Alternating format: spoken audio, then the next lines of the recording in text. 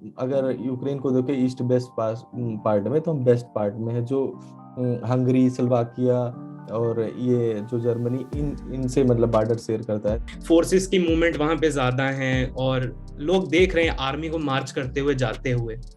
तो उस हिसाब से वहां पे मेंटेलिटी एक एस्टेब्लिश हो गई है लोगों में कि वॉर हो सकती है। थोड़ा सा डर तो लगता है, बट जैसे अब घर वालों की बताएं, अब वो इतना दूर है हमसे तो सबको डर लगता है, उनको नहीं पता यहाँ पे करंटली क्या हो रहा है। बट जैसा हम देख रहे हैं थोड़ा पैनिक जरूर है।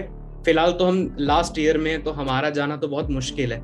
लेकिन अगर ऐसा ही हो जाए कि कहीं पे बॉम्ब ब्लास्ट होने लग जाए या आर्मी मार्च स्टार्ट कर दे, तब तो हमें जाना ही पड़ेगा, क्योंकि वहां पे जान फर्स्ट प्रायोरिटी में हमारे आ जाएगी। यहाँ पे छात्र पढ़ रहे हैं, उनमें एक टेंशन का माहौल होगा, क्योंकि अब हमारा क्या होगा, हम जाएंगे कैसे, एयर स्पेस खुला रहेगा कि नहीं, फ्लाइट की रेट 2-2 लाख, 1.5-1.5 लाख हो गई। तो कुल मिला के पैनिक कंडीशन क्रिएट हो गया। नमस्ते, मैं अविनाश हूं और आप अनकट देख रहे हैं। इस वक्त की सबसे बड़ी अंतर्राष्ट्रीय खबर यह है कि रूस और यूक्रेन के बीच का जो तनाव है वो लगातार बढ़ता जा रहा है। एक राहत की खबर यह आई है कि रूस ने यूक्रेन बॉर्डर से अपने कुछ सैनिक हटा लिए हैं। लेकिन दूसरी बड़ी खबर यह है कि यूक्रेन के राष्ट्रपति ने यह कह दिया है कि रूस 16 फरवरी को यूक्रेन पर हमला कर सकता है। अमेरिका खुफिया एजेंसी ने भी दावा किया है कि 16 फरवरी बुधवार को रूस यूक्रेन पर हमला कर सकता है। और इस बीच सबसे बड़ी चिंता भारतीय छात्रों की है जो यूक्रेन में रह रहे हैं और उनकी संख्या करीब करीब 20,000 है। उनके लिए भारत सरकार की ओर से ये गाइडलाइन जारी की गई है कि अगर जरूरी न हो तो वो लोग यूक्रेन से भारत वापस लौट आएं, और जो लोग भारत से यूक्रेन जाने की योजना बना रहे हैं वो भी कुछ वक्त के लिए अपनी इन योजनाओं को स्थगित कर दें। तो कुल मिलाकर यूक्रेन में जो 20,000 छात्र रह रहे हैं उनकी मनस्थिति क्या है, कैसे वो लोग इस जंग की घड़ी के बीच भी खुद को वहां पर समेटे हुए हैं, सहेजे हुए हैं, और कैसे इन विषम परिस्थितियों में भी वो अपनी पढ़ाई कर रहे हैं और उनकी भारत सरकार से क्या उम्मीदें हैं, इसको लेकर हमने यूक्रेन के कुछ छात्रों से बात की है। हम उनकी बात आप तक पहुंचाएंगे और उनसे जानने की कोशिश करेंगे कि रूस और यूक्रेन के बीच का जो सीमा विवाद चल रहा है, जो जंग जैसे हालात बने हुए हैं, उसमें इन छात्रों पर कितना असर पड़ा है। तो ऐसे ही एक छात्र हमारे साथ हैं, सूरज, छोटे भाई हैं, हमारे पुराने परिचित भी हैं। तो शुक्रिया सूरज वक्त देने के लिए। ठीक है, नमस्कार, बहुत बहुत धन्यवाद आप बुलाए। क्या हाल है इस समय यूक्रेन हाल तो टेंशन वाला है, क्योंकि जैसे कि हम लोग रोज सुबह उठते हैं, न्यूज़ देखते थे, लगभग काफी दिन से वैसे ही चल रहा था। लेकिन जब आज सुबह उठे और जैसे ही भारत सरकार का बयान आया और मतलब एडवाइजरी आई एम्बेसी से, और यहाँ के जेलेंस्की जो यहाँ के राष्ट्रपति हैं उनका भी बयान आया, उन्होंने कहा कि कल ही हमला कर देगा। तो इस वजह से जो यहाँ पे छात्र पढ़ रहे हैं उनमें एक टेंशन का माहौल होगा, क्योंकि अब हमारा क्या होगा, हम जाएंगे कैसे, एयर स्पेस खुला रहेगा कि नहीं, फ्लाइट की रेट 2-2 लाख, 1.5-1.5 लाख हो गई। तो कुल मिला के पैनिक कंडीशन क्रिएट हो गया। इसके पहले तो मतलब रोज हम बातचीत होती थी, क्या होगा, कैसे होगा, लोकल से भी बातचीत होती थी, तो कुछ चीजें क्लियर नहीं थी, 20-30% होगा कि नहीं होगा। तो लेकिन आज जो माहौल बना है वो बिल्कुल अलग है। और दिनों से हम लोग भी सुबह से पढ़ाई भी नहीं कर पा रहे हैं, क्योंकि जब से बयान आया कि आप लोग आइए, तो हमें सोच रहे हैं आए कि नहीं आए, क्योंकि हमारा जो कोर्स है वो मात्र 3 महीने ही बचा है, हम लास्ट ईयर में हैं। आप क्या और करते हैं वहां पे? मेडिकल की पढ़ाई करते हैं? मैं मेडिकल की पढ़ाई कर रहा हूँ। मैं एमबीबीएस 6 ईयर का छात्र हूँ, मतलब लास्ट ईयर है हमारा, सिर्फ 3 से 4 महीने ही बचे हैं, और इसी में एग्जाम्स भी हैं, स्टेट एग्जाम है, क्रॉक है, यहाँ का एक नेशनल एग्जाम होता है क्रॉक उसका नाम है, वो भी है। तो हम लोग ये सोच रहे हैं अगर मान लो हम चले भी गए और कल का हो ना, फिर हमें वापस आना पड़ेगा, और ये टिकट इतनी महंगी है, तो इसी मझधार में हम फंसे हुए हैं। कुछ क्लियरिटी ने, और जो भारत सरकार ने जो एडवाइजरी जारी किया उसमें भी उनका कोई क्लियर कट, जैसे कि अमेरिका ने, इंग्लैंड ने, जर्मनी ने और कई कंट्रियों ने जो अपने नागरिकों को बुला रहे हैं, उनका एक क्लियर कट संदेश है कि नहीं, आप लोग आ जाइए और उसके बाद हमारी कोई जिम्मेदारी नहीं। लेकिन भारत में आज जब जेलेंस्की का बयान आया उसके बाद ये एडवाइजरी आई है, और वो लोग 1 महीने से अपने नागरिकों को ले जा रहे हैं। तो उसमें हमें ज्यादा टेंशन हो रहा है कि हम फ्लाइट कैसे कराएंगे और कैसे जाएंगे। तो कोई ऐसा तो है नहीं कि हमने कोई बस ले लिया और तुरंत चले गए। इसमें बिल्कुल फ्लाइट सही कराना बात है। पड़ेगा, कहीं कहीं उसका स्टॉप होगा, फिर तुम्हें भारत में जाना है, और इतना पैसा भी मैनेज करना। एक बार में 2 लाख 2.5 लाख रुपए की अगर कोई फ्लाइट होगी तो कैसे, कोई सरकार की तरफ से भी कोई मतलब ये चीज नहीं आया कि आप इस फ्लाइट से जाएंगे, हम ये सहयोग कर रहे हैं, हम ये कोई व्यवस्था कर रहे हैं, ऐसा कुछ नहीं। सिर्फ उन्होंने कहा टेम्पोरली आप लीव करो यूक्रेन मतलब को। कुल मिला के ये है कि भारत सरकार ने आपको ये कहा है कि टेम्पोरली लीव कर दो, लेकिन कोई इवैक्यूएशन प्लान नहीं बनाया है कि अगर हमारे नागरिक, हमारे छात्र वहां पे यूक्रेन में फंसे हैं और जंग शुरू हो जाती है तो उस बीच उनको कैसे निकाला जाए। जी बिल्कुल, बिल्कुल यही बात है। तो अभी आप लोगों को क्या लग रहा है, आप लोगों को सरकार से क्या उम्मीद है, सरकार से क्या मांगे आपकी, क्या चाहते हैं आप सरकार से कि क्या वो आपके लिए इवैक्यूएशन करें, आपके लिए कोई फ्लाइट भेजें, या फिर आप क्या चाहते हैं कुल मिलाकर। हमारी तो मांग यही है, अगर अगर वो अगर चाह रहे हैं कि भारत के बच्चे जाएं, तो सबसे पहले वो कोई क्लियर दें कि आप जाएं कि नहीं जाएं। क्योंकि इसमें temporary you may can leave means they are not confirm, they are not giving instruction. और उसमें ये भी नहीं दे रहे हैं कैसे जाएंगे, क्योंकि कुछ फ्लाइटें ऐसी भी हैं, कुछ बच्चे फ्लाइट करा रहे हैं वो कैंसिल भी हो जा रही है। और कल का कोई एयर स्पेस बंद हो जाए, मान लो आज फ्लाइट कराएं और कल का एयर स्पेस बंद कर दिया, तो वो पैसा भी मतलब रिटर्न होने में बहुत टाइम लगता है। तो इसलिए बहुत कंफ्यूजन की स्थिति है कि जाएं कि न जाएं। और हमारे लिए तो बेसिकली जो हमारे ईयर के छात्र हैं उनके लिए तो पूरा फुल कंफ्यूजन है, क्योंकि वो लास्ट ईयर में हैं। अब उनका एग्जाम 2 महीने बाद है। पिछले 6 साल से आप सूरज वहां रह रहे हैं यूक्रेन में। इन 6 साल के दौरान ये क्या पहली बार ऐसी स्थिति पैदा हुई है कि जब आप लोगों को इतना तनाव झेलना पड़ रहा है कि रसिया हमला कर देगा और भारत सरकार ऐसी उस तरीके से कोई सहायता नहीं कर पा रही है, या फिर कोरोना काल में भी आप लोगों को कुछ परेशानियां हुई थी। जी बिल्कुल, कोरोना काल की मैं अगर आपको बताऊं, कोरोना काल में क्या हुआ था कि पहले तो उस समय भी कोई ऐसे एग्जैक्ट कोई एडवाइजरी नहीं है। जब आया भी तो भारत सरकार ने इवैक्यूएशन प्लान बनाया, वंदे भारत मिशन इन्होंने लॉन्च किया था। तो जनरली फ्लाइट होती थी 20,000, 25,000, 30,000, इन्होंने फ्लाइट में ले लिया 50,000 बच्चों से, और उसको इवैक्यूएशन कह रहे थे। तो मतलब उस समय भी कोई, मैंने देखा कोई ठोस कदम नहीं उठाएगा। जो जिनके पास पैसा था सिर्फ वही बच्चे जा पाए थे। तो अगर उस लिहाज से देखूं, इस बार भी सेम वही हो रहा है कि मतलब कोई क्लियर कट इंफॉर्मेशन नहीं है हमारे पास कि हम क्या करें। हम बिल्कुल कंफ्यूज हैं। और जब हम मतलब ये युद्ध के बारे में सुनते हैं तो थोड़ा टेंशनाइज तो होते हैं, क्योंकि लेकिन सबसे हमारे लिए क्या, हमारे फेवर में क्या है कि अगर यूक्रेन को देखें ईस्ट वेस्ट पार्ट में, तो हम बेस्ट पार्ट में है। जो हंगरी, स्लोवाकिया और ये जो जर्मनी, इनसे मतलब बॉर्डर शेयर करता है, मतलब तो आप, हम जिस हाँ, जहां आप हैं सेफेस्ट वो प्लेस रूस पे की हैं। सीमा से लगता हुआ नहीं है इलाका। वो रूस से हाँ लगता हुआ सीमा नहीं, इसलिए तो हम थोड़े सेफ एरिया जोन में हैं। तो इसलिए हमें यहाँ के लोकल से भी जब बात करते हैं तो वो कुछ बहुत ज़्यादा पैनिक क्रिएट नहीं करते। लेकिन जब बयान आता है और जाने के लिए कहा जाता है तो उस समय तो एक पैनिक सिचुएशन होती है। क्योंकि जब अमेरिका और इंग्लैंड ने जब कर दिया तो हमारे मन में ये आने लगा कि जब अमेरिका इंग्लैंड अपने नागरिकों को बुला रहा है आज 2 हफ्ते 3 हफ्ते पहले से ही, तो हम ये सोच रहे थे कि अभी भारत सरकार का कुछ नहीं आया। और जब आया भी तो इस तरीके से आया कि बच्चे मतलब कंफ्यूज हैं, करें क्या। तो ये बताइए सूरज, जब आपने सुना दिसंबर के आसपास कि जिस देश में हम रह रहे हैं उस पे एक दुनिया का सबसे ताकतवर देश हमला करने जा रहा है, और वो 2014 में भी एक बार क्रीमिया पर हमला कर चुका है, उस समय की कुछ कहानियां सुनी थी क्या आप लोगों ने कि क्या क्या हुआ था उस जी, दौरान। अरे इसके लिए तो बहुत इंटरेस्टिंग इंटरेस्टिंग हमारे पास मतलब जो जो क्रीमिया पे और जब लुगांस पे हमला हुआ था, तो जो उस साल के पढ़ने वाले बच्चे थे उनको ट्रांसफर लेना पड़ा था, क्योंकि वो यूनिवर्सिटी ध्वस्त कर दिया गया था उसके आसपास के क्षेत्र।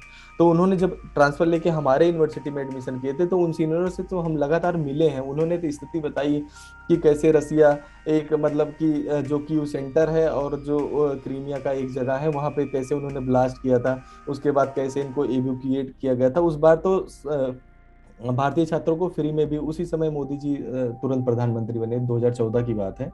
और तो उसी समय इवैक्यूएशन उनका अच्छे से हुआ था। उसके बाद उनका एश्योर भी किया गया था कि उनकी डिग्री मतलब खराब ना हो, उनको ट्रांसफर दिलाया गया था कि आप अपनी यूनिवर्सिटी चूज कर लीजिए, आप वहाँ ट्रांसफर ले लीजिए, आप पढ़ाई करें। लेकिन इस बार वो सिचुएशन ऐसा कुछ समझ में नहीं आ रहा क्या होगा।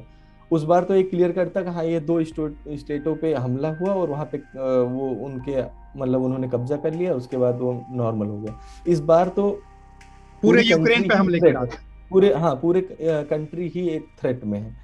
तो इस बार पहले के मुकाबले अलग तरीके का माहौल है। विश्व युद्ध की बात की जा रही, कई कंट्रियां इन्वॉल्व हैं, इंटरनेशनल जियो पॉलिटिक्स भी इसमें अच्छे से चल रही है। बिल्कुल होगी, क्योंकि जब यूक्रेन पे हमला होगा तो अमेरिका यूक्रेन के साथ आएगा। रसिया अपने आप एक महाशक्ति है ही, और उसमें भारत जैसे देशों के लिए तो कंफ्यूजन लगातार बनी होगी कि वो अमेरिका के साथ जाएगा कि रसिया के साथ जाएगा। सूरज, कहाँ के रहने वाले हैं आप भारत में? मैं तो जानता हूँ, लेकिन भारत दर्शकों को बताइए कहाँ के रहने वाले हैं। भारत में मैं उत्तर प्रदेश अयोध्या का रहने वाला हूँ। आप अयोध्या के रहने और वाले हैं जी और चुनाव चल रहे हैं, आप लोगों को कुछ खबर मिलती है क्या वहाँ पे? जी, मिलती है टेंशन के खबर। माहौल में कुछ हल्का हो पाते हैं आप लोग यूपी की खबरों से पढ़ करके, सुन करके? ना, बिल्कुल देखते हैं चुनाव की खबरें कभी कभार, क्योंकि हमारी पढ़ाई इतनी ज्यादा रहे, हम उतना न्यूज नहीं देख पाते, उतना फॉलो नहीं, लेकिन बीच बीच में हम न्यूज चैनल्स को देखते रहते हैं कि क्या हो रहा है चुनाव पर। आपके और भी साथी हैं आपके साथ? जी बिल्कुल है। बुलाइए किसी को, जरा उनसे भी बात की जाए, आपके दोस्तों से बात की जाए। जी सर। जी, क्या नाम है आपका? मेरा नाम पवन यादव है, मैं जलंधर पंजाब से हूँ। अच्छा, जालंधर पंजाब से हैं आप भी एक चुनावी प्रदेश से हैं जहां भारत में इस वक्त चुनाव चल रहा है, 20 फरवरी को वहां वोटिंग होनी है। हाँ जी। तो आपका जो पैतृक राज्य है पंजाब, वहां पे 20 फरवरी को वोटिंग होनी है, और इस वक्त आप जहां पर हैं वहां पर इस बात की आशंका है कि अगले 24 घंटे में कभी भी रूस जैसा देश हमला कर सकता है। डर नहीं लग रहा आप लोगों को? जी, ऐसा सिर्फ खबरों में ज्यादा है। वैसे अगर सिटी के अंदर हम माहौल को अगर जांचा जाए तो ऐसा कुछ भी नहीं है, लाइफ एकदम नॉर्मल चल रही है, किसी तरीके का पैनिक ऐसे सेट नहीं है। किसी तरीके की पैनिक की सिचुएशन नहीं है? नहीं। और पिछले, मान लीजिए जब से ये दिसंबर से ये पूरा मामला चल रहा है और ये फरवरी आधी बीतने को है, क्या इस दौरान आप लोगों को ये भी लगा कि जहां आप लोग रह रहे हैं उसके आसपास कुछ बदलाव, जैसे कि महंगाई बढ़ गई हो, पेट्रोल डीजल के दाम बढ़ गए हों, नेचुरल गैस के दाम बढ़ गए हों, सब्जियों के दाम बढ़ गए हों? क्योंकि जब एक बार जंग की आशंका होती है तो लोग सामान इकट्ठा करना शुरू करते हैं, पैनिक करना शुरू करते हैं। कुछ इस तरीके का माहौल दिखा क्या आप लोगों को? जी नहीं, अगर मैं कंपेयर करूं प्राइजेस पहले के मुकाबले और अब में, हो सकता है 5 या 10% का फर्क हो। मेजर कोई इतना बड़ा डिफरेंस नहीं है प्राइजेस के अंदर यहाँ पे, और बाकी चीजें सब कुछ नॉर्मल है, ऐसा कुछ भी नहीं है मैंने जो देखा है यहाँ पे।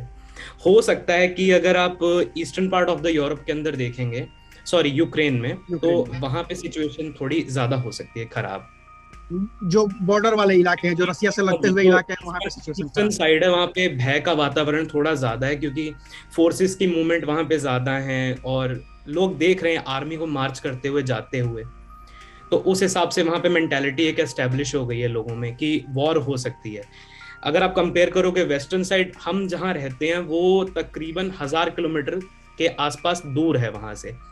हमारा बॉर्डर जस्ट 10 किलोमीटर पे पोलैंड, हंगरी, स्लोवाकिया इनसे टच करता है, तो हमारे साइड तो कोई प्रॉब्लम वाली बात ही नहीं है एज सच अभी तक के सिचुएशन के हिसाब से। अच्छा, कौन सा ईयर है आपका मेडिकल का? जी मेरा 6th ईयर है, लास्ट ईयर है ये। 6th ईयर लास्ट ईयर है। आपने सुबह एडवाइजरी देखी थी क्या, जो भारत सरकार ने जारी की थी कि टेम्पररी हो सकते हैं? उसके बाद क्या ख्याल आया, पहला ख्याल आया आप लोगों के मन में? क्या आपने घर वालों को फोन किया, कुछ किया? जी घर वालों का, वहां से घर वालों का फोन आया, दोस्तों का फोन आया कि क्या कर रहे हो, क्या सिचुएशन है, कब आ रहे हो। तो हमारे लिए तो दो तरफा सोचने वाली बात हो गई, जाएं कि ना जाएं, अधर में कहीं डिग्री ना फंस जाए। सबसे बड़ी हमारे लिए है कि चिंता है कि 6 साल की मेहनत किसी दो देशों के जंग के बीच में बर्बाद ना हो जाए, इसलिए उस खौफ में भी आप लोग वहां पे बने हुए हैं। बिल्कुल बिल्कुल। अच्छा, एक चीज और बताइए मुझे कि क्या भारत में आप लोगों को एडमिशन नहीं मिला, या क्या वजह थी कि भारत जैसे देश को छोड़ करके आपको यूक्रेन जाना पड़ा अपनी पढ़ाई करने के लिए, मेडिकल की? ये खैर, हाँ जी, देखिए इसमें सबसे बड़ी बात ये है, भारत के अंदर जो सीटें हैं वो बहुत निर्धारित हैं, और एक कट ऑफ होता है। जैसे मान लीजिए 25, एग्जैक्ट नहीं पता, लेकिन मान लीजिए 25,000 सीटें हैं और स्टूडेंट अपीयर होते हैं, 7 से लेके 8 लाख स्टूडेंट अपीयर हो रहे हैं, तो हर किसी को तो जगह मिल नहीं सकती उसके अंदर। तो लेकिन हमारे मन में था कि हम डॉक्टर बने, तो उस सोच को लेके हम लोग आगे फर्दर फॉरेन कंट्रीज के अंदर आ गए, और उनमें से एक कंट्री यूक्रेन भी है जहाँ पे मेडिकल की अच्छी पढ़ाई होती है। लेकिन मैंने तो ये सुना है कि जब आप लोग बाहर से आते हैं तो भारत में आप लोगों के साथ बड़ा डिस्क्रिमिनेशन टाइप का भी मामला आ जाता है कि आप वहां से 6 साल की पढ़ाई पूरी करके वापस आए, वहां की परीक्षाएं पास करके वापस आए, और फिर भारत में आकर के आपको और ज्यादा कड़ी परीक्षा से गुजरना पड़ता है बनिस्बत जो जिन्होंने यहाँ पर डिग्री हासिल की है। ये सच है क्या? जी, हमारे लिए एक स्क्रीनिंग एग्जाम है और मुझे जहां तक लग रहा है कि ये स्क्रीनिंग एग्जाम होना एक तरीके से जरूरी भी है, ताकि अगर आप केपेबल नहीं हो, आप पेशेंट को हैंडल करो तो वो कहाँ तक सही है। अगर आपके अंदर नॉलेज है, आप तभी पेशेंट को चेक करो। जैसे मान लीजिए किसी ने 6 साल यहाँ पढ़ाई नहीं की, जैसे तैसे सब्जेक्ट क्लियर किया है और वो पेशेंट से डील करे, तो मुझे नहीं लगता कि वो सही रहेगा किसी की लाइफ के लिए, क्योंकि हमारा प्रोफेशन ये है कि हम किसी के जीवन को बचाएं। इस वजह से आपको लगता है कि जो स्क्रीनिंग हो रही है वो ठीक है? जी, जैसे एक चीज मैं इसमें ऐड करना चाहूंगा, जैसे मान लीजिए कोरोना का काल था, तो उसमें भारत सरकार ये कर सकती थी कि 5-10% जो होते हैं पासिंग क्राइटेरिया उसको घटा दे, जिससे कि एकदम से जो डॉक्टरों की कमी आ गई उसको भरपूर पूरा किया जा सकता था। कम से कम स्टाफ एक बार मिल जाता है कि किसी को ऑक्सीजन लगाना हो, किसी को इंजेक्शन लगाना हो, उस हाँ तरीके जी, के हाँ जी, हाँ काम जी। के जरिए आप लोगों की ट्रेनिंग भी हो जाती है और वो जो 5-10% नंबर कम किए जा रहे थे वो बैलेंस हो गए होते। हाँ जी, हाँ जी, हाँ जी। मुझे आखिरी सवाल का जवाब दे दीजिए कि अब मुश्किल से कुछ घंटे बचे हुए हैं जब हो सकता है कि रसिया यूक्रेन पर हमला कर दे, जैसा यूक्रेन के राष्ट्रपति का दावा है और जैसा हाँ अमेरिकी जी, खुफिया रिपोर्ट का दावा है, और भारत सरकार जी। ने एक अपनी एडवाइजरी जारी ही कर दी है। हम्म, क्या हम्म, सोच रहे हैं आप लोग कि अगले 1-2 दिन में आप लोग क्या करने वाले हैं? क्या इसी तरीके से स्थितियों पे नजर बनाए रखेंगे या फिर वापस लौटने की तैयारी करेंगे? जी बिल्कुल। सोच तो खैर दोनों तरफ की है, लेकिन जैसा सिचुएशन जैसे होगी उसके हिसाब से हम ट्रीट करेंगे। फिलहाल तो हम लास्ट ईयर में हैं, तो हमारा जाना तो बहुत मुश्किल है। लेकिन अगर ऐसा ही हो जाए कि कहीं पे बॉम्ब ब्लास्ट होने लग जाए या आर्मी मार्च स्टार्ट कर दे, तब तो हमें जाना ही पड़ेगा, क्योंकि वहां पे जान फर्स्ट प्रायोरिटी में हमारे आ जाएगी। बिल्कुल ठीक बात है कि जान फर्स्ट प्रायोरिटी में आ जाएगी, और ये उहापोह की स्थिति अभी बनी हुई है यूक्रेन में छात्रों के साथ। और भी साथी है हाँ क्या जी। आपके पास, आपके साथ और भी जी, लोग हैं क्या हमारे यहाँ में पे Zoom में? तो विकास आइए, शर्मा। आइए आओ विकास विकास। जी। जी नमस्कार सर। नमस्कार, क्या नाम है आपका? मेरा नाम सर विकास है और मैं हरियाणा से हूँ, इंडिया में। आप हरियाणा से रहने वाले हैं। देखिए, 3 अलग अलग राज्यों के छात्र हमें मिले हैं जो यूक्रेन में रह करके मेडिकल की पढ़ाई पूरी कर रहे हैं, और उस दौर में कर रहे हैं जब रसिया जैसी एक कंट्री यूक्रेन जैसे छोटे देश पर आक्रमण करने के फिराक में है। कैसा लग रहा है, क्या माहौल है? माहौल सर यहाँ पे तो थोड़ा अभी ठीक है, बट अब जैसे हम वेस्ट साइड में हैं, बट अब देखेंगे नॉर्थ ईस्ट साइड में, वहाँ पे थोड़ा खतरा ज़्यादा है, क्योंकि आर्मी मार्च हो रही है, तो थोड़ा वहाँ पे ज़्यादा डर का माहौल है एज कम्पेयर हमारे यहाँ से। तो अभी आप लोगों की तरफ कोई मूवमेंट नहीं है आर्मी की या किसी तरीके की, कोई सिक्योरिटी? नहीं सर, यहाँ पे तो daily life, day to day life जैसी चलती है नॉर्मली, अभी तो वैसी चल रही है, बट जैसे कि आज एम्बेसी से नोटिफिकेशन आया है, उसके बाद थोड़ा पैनिक जरूर क्रिएट हुआ है। तो क्या सोच रहे हैं आप लोग, जो जैसे अभी मेरी सूरज से भी बात हुई और भी तो आपके 2 साथियों से बात हुई, क्या सोच रहे हैं आप लोग, क्या स्टेप लेने वाले हैं? क्या आपने किसी एम्बेसी से बात की या एम्बेसी में संपर्क करने की कोशिश की, या अपने जो राज्य हैं, जो जैसे आप हरियाणा के रहने वाले हैं, तो वहाँ सरकार में किसी से आपकी बात हुई कि हम आगे क्या करें? आखिर आप सलाह किससे ले रहे हैं कि हम आखिर आगे क्या करेंगे और कैसे हमारा फ्यूचर क्या होगा?